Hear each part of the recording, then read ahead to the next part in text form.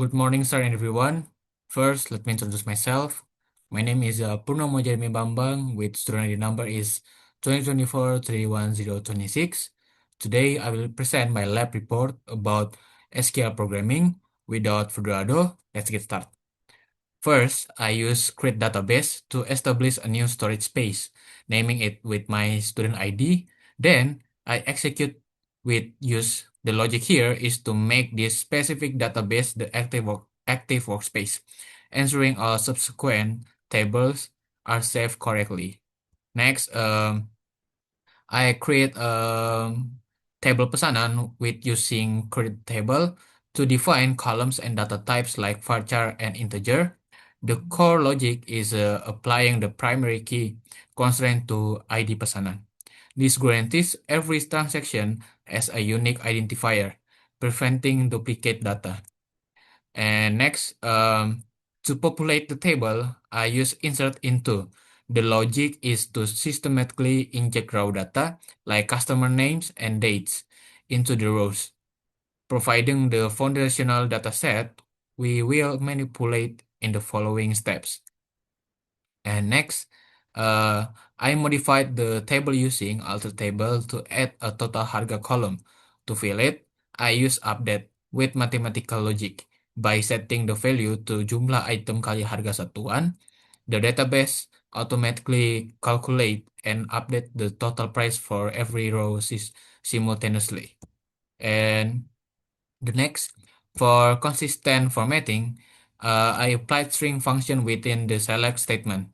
The logic used upper to force customer names into capital letters and lower to convert menu items into lowercase, standardizing the visual output.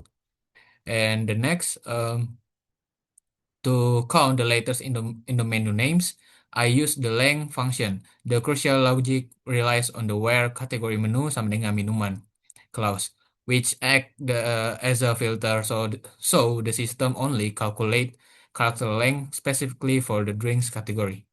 And next, to find the gross income, I analyze an aggregate function by using select sum total harga.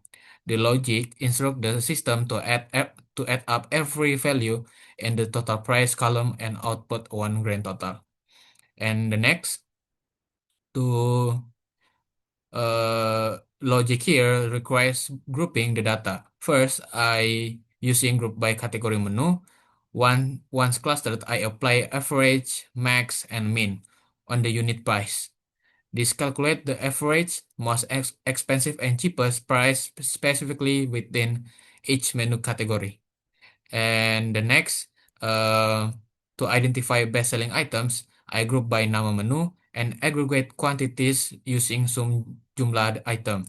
The ranking logic use the order by to desk clause, which sorts the summed data in the sending order, placing the most popular items at the top. And next, when filtering aggregate data, the logic use a having clause instead of where after grouping and summing total price by category, having sum total harga kali 150.000. Evaluates the final numbers, displaying only categories that generate over 150,000 rupees. And next, for target data cleanup, I use delete. The logic utilize the day function within the where clause to extract just the date number. The condition less than 10 force the system to permanently remove any transaction that occurred before the 10th day of the month. And next, to verify the relation, I ran select star from pesanan. The core logic here is using the asterisk or star wildcard, which tells the database to display every remaining row and column. And this server as visual proof that the early transactions are gone and only data from the 10 onwards remains. Maybe this is just for me. Thank you and good morning.